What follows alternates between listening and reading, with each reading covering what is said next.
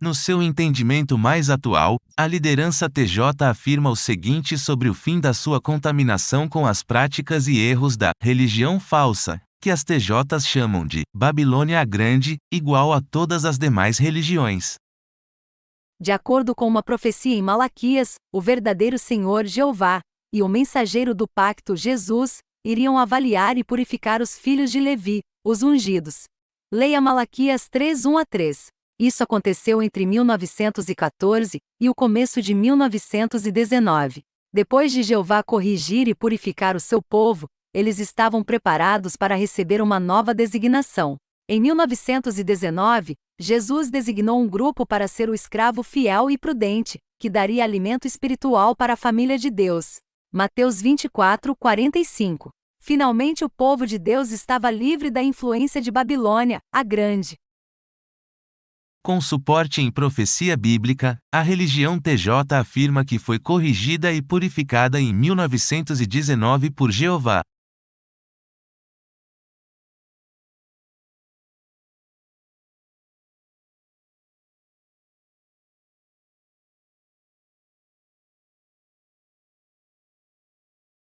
Se isso é verdade, então podemos aplicar a estas obras efetuadas por Jeová, correção e purificação de seu povo e de seu escravo, aquilo que a Bíblia nos afirma a respeito das obras efetuadas por Jeová como, por exemplo, A rocha perfeita é a sua atuação. Bem sei que tudo podes, e nenhum dos teus planos pode ser frustrado.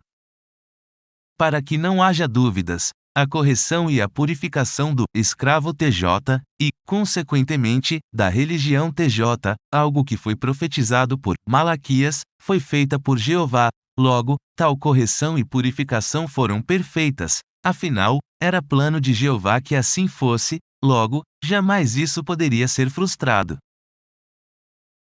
Tal correção e purificação foi seguida da designação, por Jesus, tudo isso em 1919, de Um grupo para ser o escravo fiel e prudente, que daria alimento espiritual para a família de Deus. Mateus 24:45. Finalmente o povo de Deus estava livre da influência de Babilônia, a Grande. o que esperar do alimento espiritual proveniente de uma religião que foi livre de qualquer contaminação da religião falsa, em razão de ter sido corrigida de tudo o que tinha de errado e purificada de tudo o que tinha de impuro, diretamente por Jeová que faz com perfeição tudo o que faz. Por óbvio, se tudo isso for verdade, de tal alimento só se pode esperar uma coisa: A perfeição. Dito isso, vejamos uma porção de alimento, distribuída pelo escravo corrigido e puro, do ano de 1922, mais de 3 anos após a correção e purificação já estarem acabadas. Na Sentinela de 15 de agosto daquele ano, página 244, o segundo presidente da religião TJ manifestou-se sobre uma obra, chamada de Monumento da Batalha das Nações, que um Kaiser alemão mandou construir em razão da vitória em tal batalha, luta que recebeu o nome de Batalha de Leipzig. Segue a imagem, com destaque do trecho que será traduzindo em parte, sob o título Não do Senhor, em outras palavras, não é de Deus, referindo-se ao monumento em Leipzig.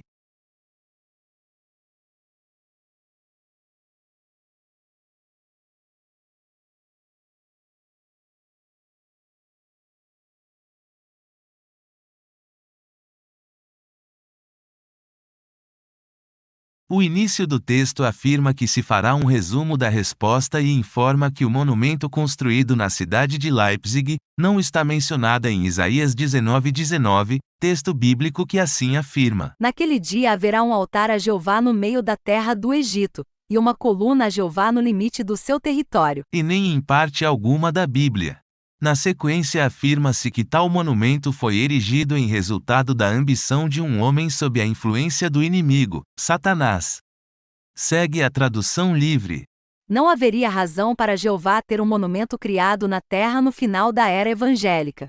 Há uma boa razão pela qual ele teria um monumento erguido no Egito, a Grande Pirâmide, muito antes do início da era cristã.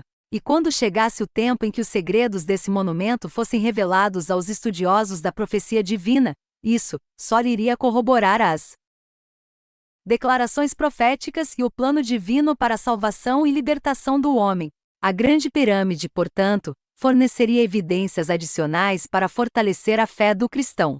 No final da era do Evangelho não haveria ocasião para tal, e seria presunçoso da parte do homem erguer um monumento e dizer que o Senhor o mandou fazer como testemunho de sua causa. Além disso, cada parte do monumento indica que se originou com o diabo. Sua arquitetura, tanto interna quanto externamente, é distintamente egípcia, que os estudantes da Bíblia bem sabem ser de origem satânica. Muito curiosa esta porção de alimento espiritual confirmada por Jeová, usando seu corrigido e purificado escravo. Observação: mais à frente explico a razão de falar em.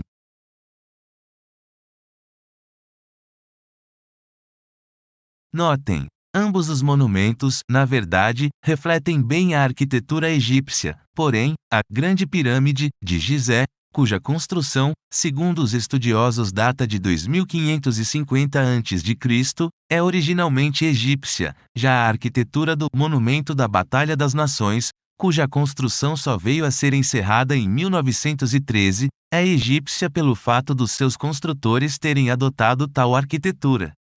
Não obstante, sobre este último monumento, afirma-se. Além disso, cada parte do monumento indica que se originou com o diabo. Sua arquitetura, tanto interna quanto externamente, é distintamente egípcia, que os estudantes da Bíblia bem sabem ser de origem satânica. Bem, se assim é, em razão de sua arquitetura egípcia meramente inspirada, então, em relação à pirâmide, com muito maior veemência, deveria ser afirmado o mesmo que se afirmou sobre o Monumento da Batalha das Nações, mas, contrariando esta expectativa, o que se afirmou sobre a Grande Pirâmide foi: a Grande Pirâmide, portanto, forneceria evidências adicionais para fortalecer a fé do cristão. Tal afirmação surpreendente permite fazer o seguinte acréscimo ao texto da sentinela citada.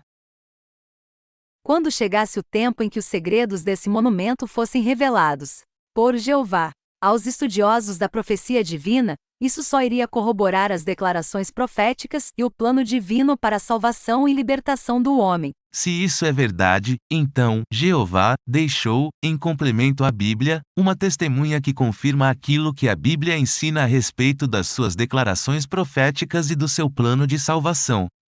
Logo, ela foi construída por ordem, desejo e, nos mínimos detalhes, segundo a planta egípcia, determinada por Jeová, a fim de que, no tempo apropriado, ele viesse a revelar que a Grande Pirâmide é a testemunha mencionada no livro do profeta Isaías, capítulo 19, verso 19, ao seu povo. Aqui é necessário informar que, na realidade, a descoberta da pirâmide, como sendo a testemunha referida pelo profeta Isaías, deu-se muito antes de 1919, portanto, muito antes da correção e purificação do escravo. Não obstante, como após ter sido corrigido e purificado, o escravo continuou ensinando, da mesma forma, tudo o que se relacionava à Grande Pirâmide, e isso serve de garantia de que tais ensinos eram realmente verdadeiros e não representavam nenhuma forma de impureza espiritual, razão pela qual passaram ilesos pelo processo de correção e purificação ao qual Jeová submeteu seu escravo e seu povo em 1919. Tudo isso, se verdadeiras forem tais reivindicações TJs. A descoberta de que a pirâmide é o monumento referido pelo profeta Isaías, até onde sei, passou a ser divulgado por intermédio do volume 1, O Plano Divino das Eras, de uma série de 6 livros que vieram a ser chamados de Estudo das Escrituras, escritos por Russell, fundador do movimento que deu origem às atuais TJs, em 1886 e, em especial, por intermédio do volume 3, Venha o Teu Reino, escrito em 1891. O volume 1 contém uma tabela cronológica baseada na Grande Pirâmide e o volume 3 tem um capítulo inteiro, 65 páginas distribuídas em 23 títulos, dedicadas à pirâmide, como se vê, respectivamente na sequência.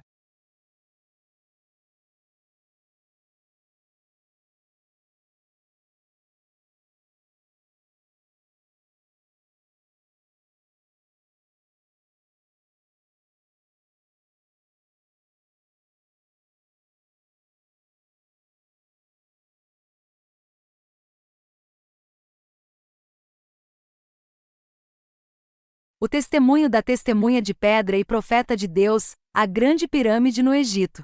Descrição geral da Grande Pirâmide, porque é de interesse especial para os cristãos. A Grande Pirâmide, um depósito da verdade, científico, histórico e profético. Alusões bíblicas a ela, porque, quando e por quem foi construída. Importância de sua localização. Suas lições científicas. Seu testemunho sobre o plano de redenção com o plano das eras. Indicada a morte e a ressurreição de Cristo. O curso descendente do mundo, terminando em um grande tempo de angústia. A natureza do problema. Marcado o movimento da grande reforma. Duração da era judaica indicada. Mostrado o alto chamado da Igreja Evangélica. O curso da consagração da Igreja. O fim do alto chamado é marcado. Data do segundo advento de Cristo. Como são indicadas as bênçãos de restituição para o mundo. O curso do mundo durante a era milenar. Seu fim. Contraste das duas condições, humana e espiritual, conforme indicado na pirâmide. A pirâmide refuta o ateísmo, a infidelidade e todas as teorias da evolução, e verifica tanto o plano da Bíblia, quanto os seus tempos e estações designados.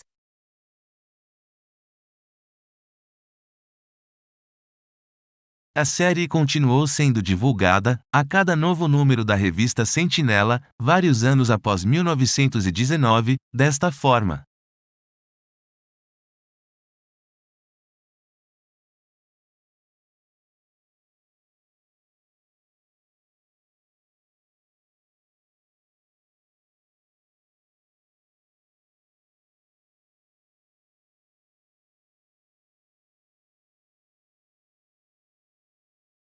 Série 3, Venha Teu Reino, considera profecias que marcam eventos relacionados com o tempo do fim, a glorificação da Igreja e o estabelecimento do reino milenar. Também contém um capítulo sobre a Grande Pirâmide do Egito, mostrando sua corroboração de certos ensinos bíblicos, 380 páginas, 75 centes. Fornecido também em dinamarquês, finlandês, alemão, polonês e sueco.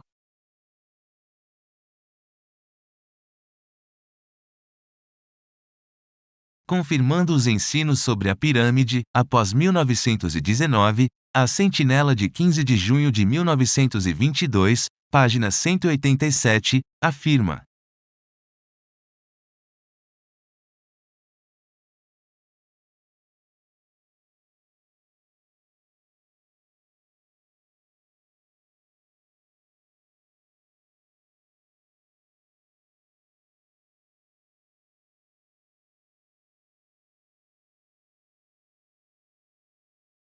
sob o título Mais uma prova da verdade da cronologia atual, à esquerda, o texto invoca a matemática, lei das probabilidades, para confirmar que aquilo que ensinavam sobre cronologia estava correto. É interessante perceber que, embora tal conhecimento seja chamado de verdade atual, este título não permite concluir que tal conhecimento poderia ser alterado a qualquer momento.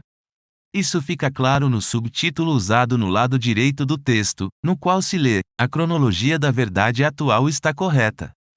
Aquilo que está correto não precisa ser corrigido, e isso torna-se ainda mais evidente no fato do escravo ter continuado ensinando tal cronologia após 1919, afinal, insisto. Se a cronologia, relacionada ao plano de salvação estava incorreta, como resultado do processo de correção e purificação teria o povo e o escravo de Jeová já abandonado durante 1919. Entender algo diferente disso significa afirmar que Jeová falhou ao corrigir e purificar seu povo e seu escravo, logo em um tema tão fundamental quanto o plano de salvação do homem. Não creio que as TJs acreditem que Jeová falhou ao realizar tais obras. Confere. Voltando à sentinela citada, o redator aplica a lei das probabilidades a uma família que tenha crianças na qual, em razão de alguma travessura, um dano ocorre. Se o dano ocorrer em apenas uma ou poucas casas, então, isso poderia ser chamado de acidente, mas, se ocorrer o mesmo dano em várias casas que possuam crianças, então, o dano não pode mais ser considerado um aleatório acidente. Na sequência, a lei das probabilidades é aplicada ao conhecimento cronológico existente para se afirmar que a matemática confirma a cronologia que defendem. Traduzindo, de forma livre, o trecho destacado pelo retângulo marrom, na imagem da página 187 da Sentinela de 15 de junho de 1922, anteriormente apresentada temos. Nas passagens da Grande Pirâmide de Gizé, a concordância de uma ou duas medidas com a verdade cronológica atual poderia ser acidental, mas a correspondência de dezenas de medidas prova que o mesmo Deus projetou tanto a pirâmide quanto o plano, e ao mesmo tempo prova a exatidão da cronologia. O que este último trecho quer afirmar é: o resultado da medição de certas distâncias entre partes internas da Grande Pirâmide resultam em medidas que correspondem, exatamente, ao número de anos que confirmam a cronologia do plano de Deus, na qual criam, e outros números apresentados na Bíblia. Neste vídeo vou apresentar apenas uma prova disso: a idade de Jesus quando foi morto. A hipotenusa do triângulo retângulo formado pelo espaço interseccionado entre a extremidade norte da primeira passagem ascendente e o ponto de interseção da projetada linha do piso da Câmara da Rainha e a primeira passagem ascendente mede 33,5 polegadas piramidais. Isso indica os anos que Jesus viveu, 33 anos e meio. Encerro a primeira parte deste vídeo usando a mesma tática das novelas. A seguir, cenas do próximo capítulo. Ser dirigido pela Van Filosofia, Bíblia de Satanás. Sob a direção de Satanás o Diabo. Não percam! Cara TJ, caso já tenha algo a dizer sobre este vídeo, será um prazer tomar ciência e dialogar com você a respeito. Deixe um comentário, ou se preferir algo mais reservado, escreva para 1 Tessalonicenses 5.21@gmail.com. Mensagens recebidas por e-mail, caso sejam mencionadas em algum vídeo aqui do canal, jamais serão acompanhadas da divulgação do nome e do e-mail de quem escreveu, salvo se houver autorização expressa. Caso venha a escrever, seja nos comentários ou por e-mail, peço que, antes, não deixe de ler a aba a seguir indicada na página inicial do canal.